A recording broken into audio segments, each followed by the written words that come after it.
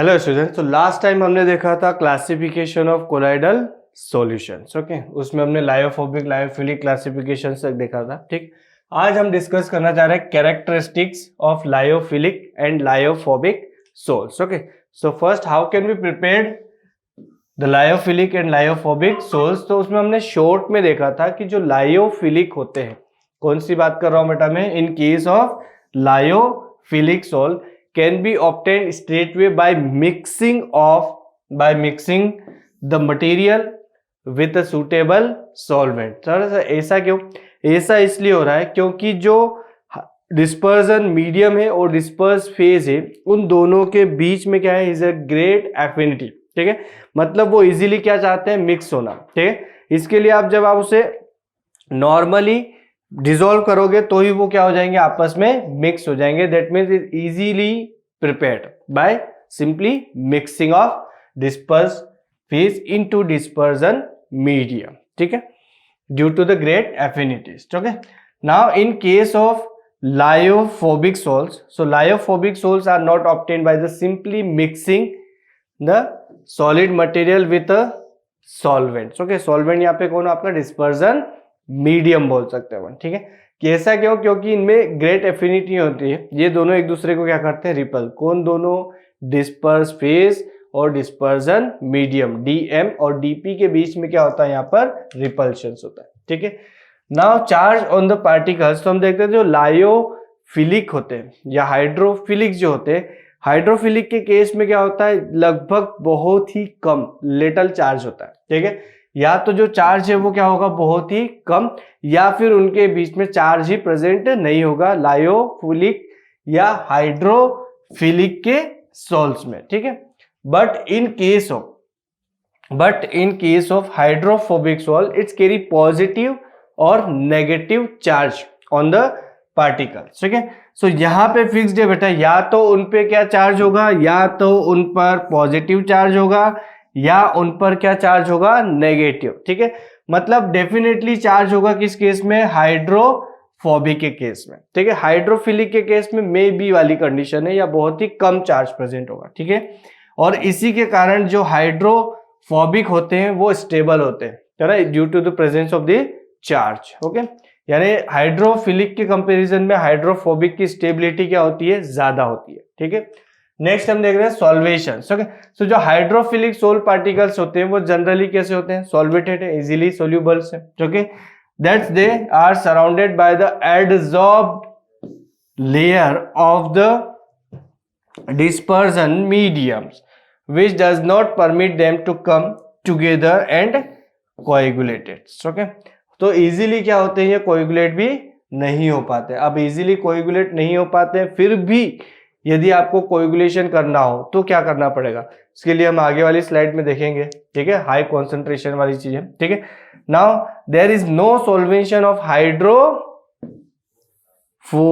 Soul particles okay for want to interaction with the medium. So यहाँ पे कोई interaction क्या है, पॉसिबल नहीं है, तो उसकी जरूरत ही नहीं, they don't want of the interaction with the mediums. Okay, so in case of hydrophobic we can say no solvation of the hydrophobic sol particles for want interaction with the mediums. Okay, यहाँ पे कोई जरूरत नहीं है। Now in case of viscosity की बात करूं मैं बेटा, तो अगर लायोफिलिक के केस में, in case of lyophilic sols, viscous as the particle size increases due to solvation and the proportion of the free medium decreases। proportion of the free medium की डेंसिटी की बात हो रही है बेटा, फ्री मीडियम क्या हो रही है, डिक्रीजेस हो रही है। ठीक है, now in case of hydrophobic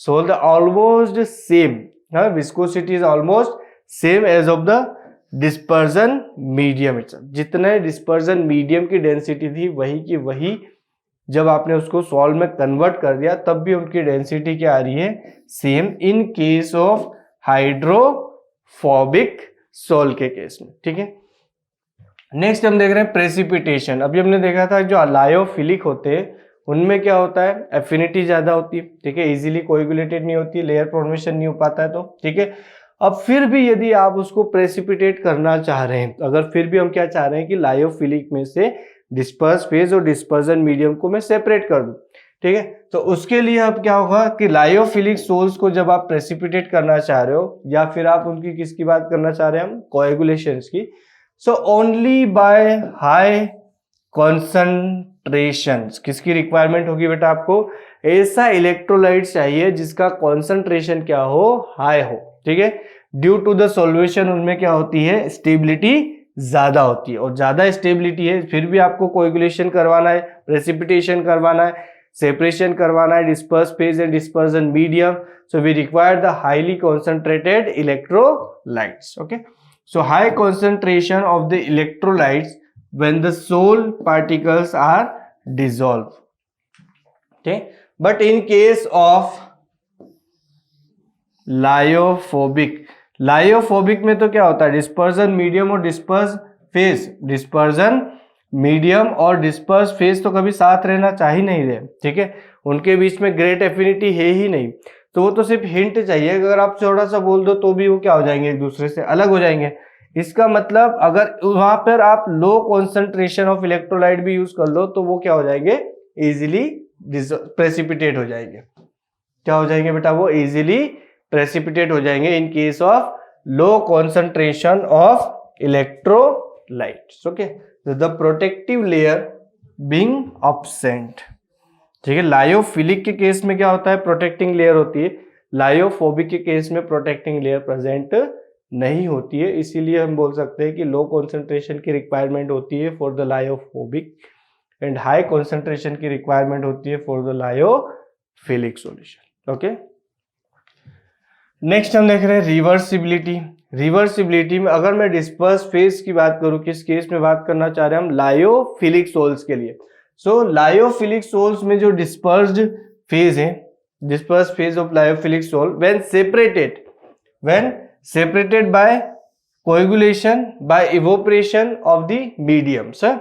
अगर मैंने लायोफिलिक सोल बना लिया, अब यदि मैं इनको लायोफिलिक सोल और लायोफोबिक सोल्स को सेपरेट करना चाह रहा हूं, सो अगर आपने सेपरेट कर भी दिया बाय कोएगुलेशन और इवोपरेशन, है ना, जैसे हमने स्टार्च को वाटर में डिसोल्व किया वैसे, या ग्लू को वाटर में क्या किया, डिसोल्व किया, सो उस केस में क्या बन गया आपका, उस केस में हमारा बना बेटा लायोफिलिक सोल, ठीक है। अब मैंने वाटर को क्या कर दिया, इवोपरेट कर दिया, यानी कि डिस्पर्जन मीडियम जो है वो इवोपरेट कर दिया। अब इवोपरेट करने के बाद में क्या हो गया, आपको वापस उसको अगर आप डिसोल्व करना चाहें, रिकन्वर्टेड इनटू द कोलाइडल फॉर्म, दोनों को अलग करने के बाद में अगर आप वापस उसे क्या कर रहे हैं, रीफॉर्म करना चाह रहे हैं, तो उस कंडीशन में आप जस्ट मिक्सिंग, है ना, सिंपली आप क्या कर दें, उसे मिक्स कर दो, तो वापस आपका क्या हो जाएगा, कोलाइडल सोल प्रिपेयर्ड हो जाएगा। कौन सा बेटा, लायोफिलिक सोल आपका इजीली प्रिपेयर्ड हो जाएगा, ठीक।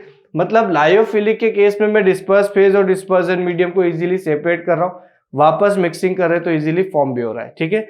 इसका मतलब इसका नेचर जो है वो कैसा हो गया बेटा, it's a reversible in a nature. आप उसको इजीली सेपरेट भी कर रहे हो, या सेपरेट करने के बाद वापस जब मिक्स करोगे तो वो इजीली फॉर्म भी हो रहा है, ठीक है। तो नेचर कैसा हो गया, रिवर्सिबल इन नेचर, ठीक है। जस्ट अपोजिट अदर एंड अगर मैं बात करूं किस केस में बेटा, लायोफोबिक के केस में, सो एक बार यदि आपने इनका प्रेसिपिटेट कर दिया, अगर एक बार आपने क्या कर दिया, इसको प्रेसिपिटेट कर दिया, so can not be reform by the mixing of dispersion mediums, okay. So lyophobic के केस में आपको स्पेशल मेथड की रिक्वायरमेंट होती है for the preparation of lyophobic sol, ठीक है।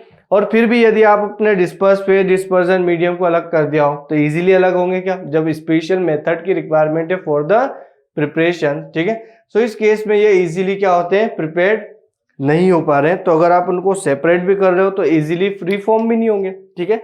सो इनका नेचर कैसा हो गया बेटा, इनका नेचर हो गया आपका इरिवर्सिबल, ठीक है। सो हमारे जो लायोफोबिक होते हैं वो इरिवर्सिबल होते हैं, और जो लायोफिलिक होते हैं वो रिवर्सिबल होते हैं, ये बात हमें ध्यान रखनी चाहिए सिर्फ, ठीक है। Now the Tyndall effect is what, scattering of light is a Tyndall effect, है ना। स्कैटरिंग ऑफ लाइट क्या होता है बेटा, टिंडल इफेक्ट, आगे हम इसे देखेंगे इसे। और हम डेली लाइफ में भी बहुत बार इसके एग्जांपल्स देख सकते हैं, है ना। जैसे नॉर्मल अगर एकदम डार्क रूम है जहाँ पे लाइट ना हो और एक थोड़ा सा लाइट सनलाइट अगर आ रही है, इंटर्न कर रही है, तो आप देखोगे उसमें जहाँ जहाँ पे लाइट का जो पाथ आ रहा है वहां पे पार्टिकल्स कैसे होते हैं, एकदम ब्राइट दिखाई देते हैं, चमकीले दिखाई देते हैं।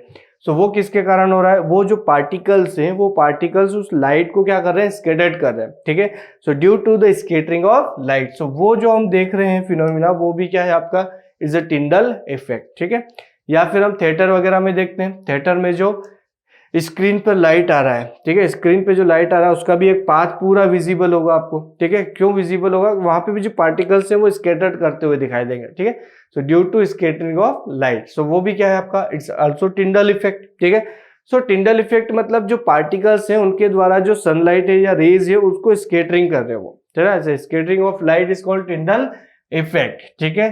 सो अगर मैं बात करूं किसकी बेटा, लायोफिलिक के केस में, सो साइज ऑफ द पार्टिकल्स, जो लायोफिलिक सोल्स है उनमें पार्टिकल्स का साइज कैसा होता है बेटा, पार्टिकल्स का साइज होता है उसमें स्मॉल, ठीक है। अब स्मॉल पार्टिकल्स हैं तो जो रेज आ रही है वो सीधे निकल जाती है, मतलब वो पार्टिकल्स उस रेज को स्कैटर नहीं कर पाते, है ना। स्कैटरिंग ऑफ लाइट वहां पर पॉसिबल नहीं हो पाता। और अगर scattering of light, do not scatter light and show no Tyndall effects, okay.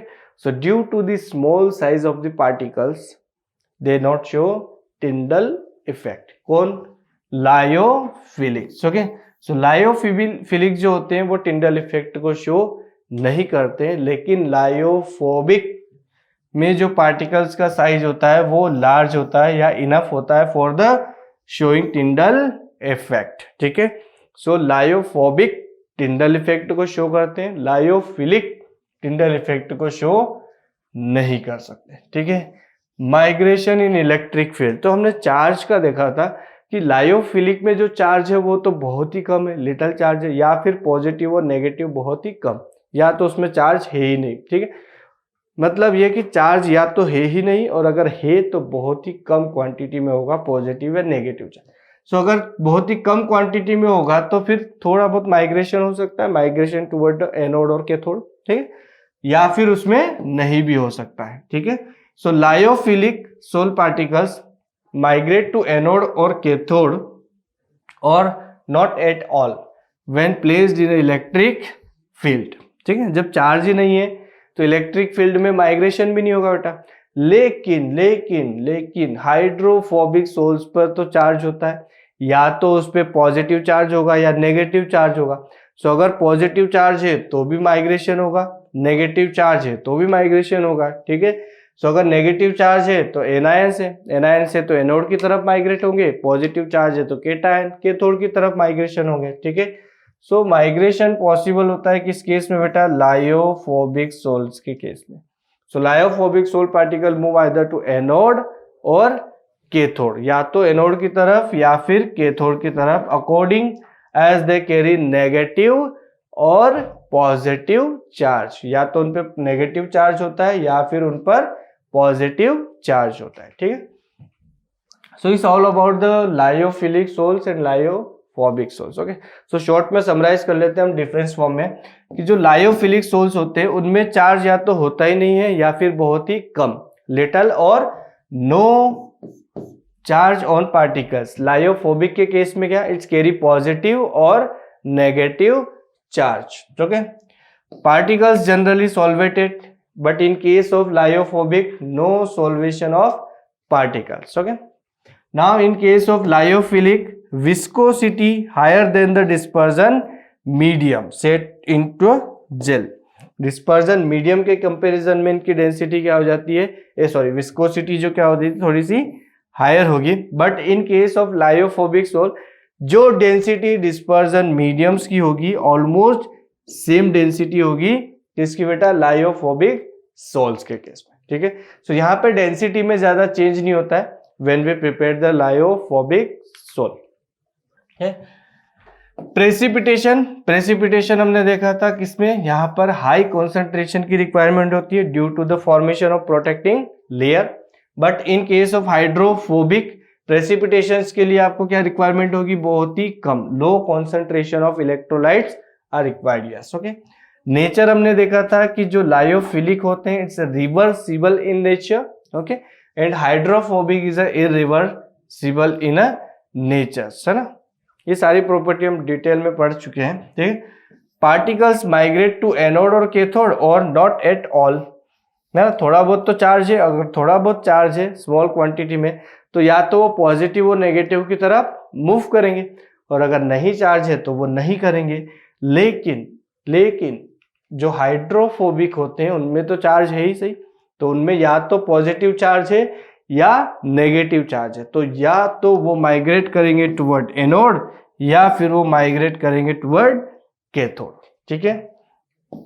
Tyndall effect हमने देखा था कि जो लायोफिलिक होते हैं, लायोफिलिक में साइज ऑफ पार्टिकल्स कैसा है बेटा, लेस, कम, small, so they do not show scattering, यानी कि they do not show Tyndall effect या एग्जिबिट नहीं करते, ठीक है।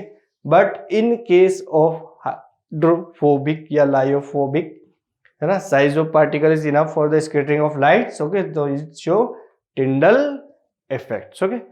So it's about the lyophobic and lyophilic salts, okay.